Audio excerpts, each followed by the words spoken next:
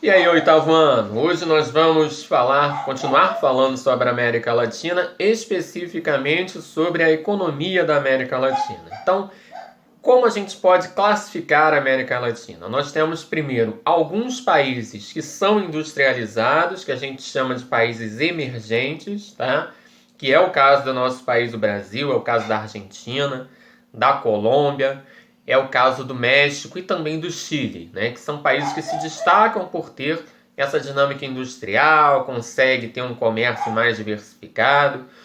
Em contrapartida, a maior parte do continente, a maior parte da América Latina, depende muito de atividades agrícolas, da pecuária, né? E também do extrativismo. Tá? Então, a maior parte dos países necessitam, né, dependem desse tipo de atividade. Tem aqueles também que dependem muito da questão do turismo, principalmente os países do Caribe, né?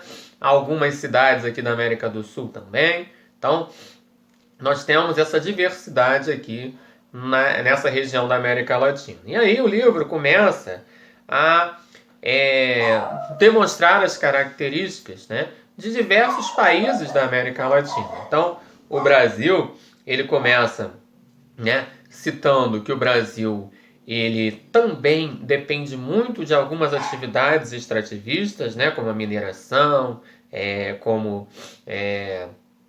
retirada, né, de alguns recursos, mas também da agricultura. O Brasil tem uma indústria razoavelmente forte, um setor de serviços, então o Brasil tem uma força, né, em diversos segmentos. O Brasil não depende apenas de um segmento, como a Bolívia, por exemplo, depende quase que exclusivamente da agricultura, né? Então, o livro continua aqui falando, né? O México, por exemplo, também ele tem uma força muito grande na exploração, né, na extração de petróleo e gás natural. Só que o fato do México ter se aliado, né, se aliado não, mas se associado aos Estados Unidos num bloco econômico chamado NAFTA, favoreceu a instalação de diversas indústrias, né, indústrias principalmente dos Estados Unidos. E aí o que aconteceu? Essa parte industrial no México acabou ganhando força também, né? Então o México ele é um país que, além de ter lá a sua exploração de alguns recursos, também tem uma força industrial. E também a gente não pode esquecer da exploração turística do México. Tá?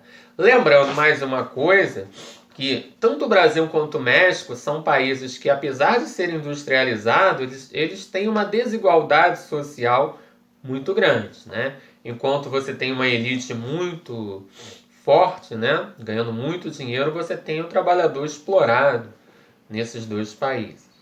E aí, o livro vai continuando, né, falando sobre a Argentina, falando sobre a importância da agricultura na Argentina, a industrialização, que também é bem, né, interessante na Argentina. Só que a Argentina oscila muito em crises econômicas, né? E a Argentina é um país com menor potencial que o Brasil, então é um país muito instável, né? Qualquer crise joga a Argentina no buraco e leva anos para se reerguer. Então é um país muito instável do ponto de vista econômico.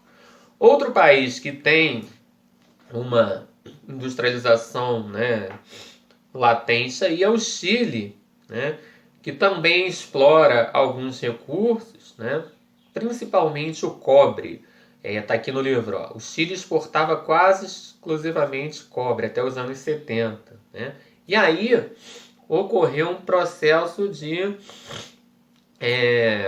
melhora no país, de desenvolvimento no país, para que o país também instalasse indústrias, praticasse uma agricultura mais moderna. Tá? Hoje o país ele consegue ganhar mais dinheiro, mas a desigualdade social no país ela permanece. Tá? Você não tem nenhum país assim na América do Sul que você tem uma igualdade social, teve um crescimento social muito grande. Você tem problemas graves em diversos países. E aí o livro vai para a Colômbia e para a Venezuela, que são dois países bem conturbados, né? A Colômbia pela existência das Farc, né? Que são as Forças Armadas Revolucionárias, é um grupo armado guerrilheiro que se opõe ao governo central, e a Venezuela é um país que tem uma quantidade absurda de petróleo, né? Um dos maiores produtores de petróleo, né? Tem uma das maiores reservas de petróleo do mundo, né? Só perde para os países do Oriente Médio. Então, são países com uma instabilidade política muito grande, com conflitos armados, né? Principalmente na Colômbia. A Venezuela passando por um problema social, político muito grave nesse momento. Então, são países, né, que têm uma instabilidade muito grande. E aí o livro fecha com Equador, Bolívia e Panamá, que são países mais pobres, dependentes principalmente da agricultura. O Equador ainda tem uma quantidade de petróleo, né, uma exploração de petróleo razoável. A Bolívia tem gás natural, que ela acaba exportando muito aqui para o nosso país, para o Brasil, né? Os países do Caribe, né? Só para a gente finalizar, os países do Caribe, eles são dependentes, mas muito dependentes mesmo do turismo, né? Por quê? Por causa das suas belas praias, né? Você tem praias paradisíacas, muita gente vai para lá para conhecer essas praias, né? E acaba ganhando, esses locais acabam ganhando muito dinheiro, né? E também não podemos deixar de falar de Cuba, que é a principal ilha do Caribe, que tem um regime diferente, um regime socialista, né? É um dos poucos países que ainda mantém um regime socialista vigente no mundo, né? E que teve como seu grande líder Fidel Castro durante muito tempo, né? E até hoje Cuba se mantém, né? Tem os problemas sociais, tem os problemas Cuba, né?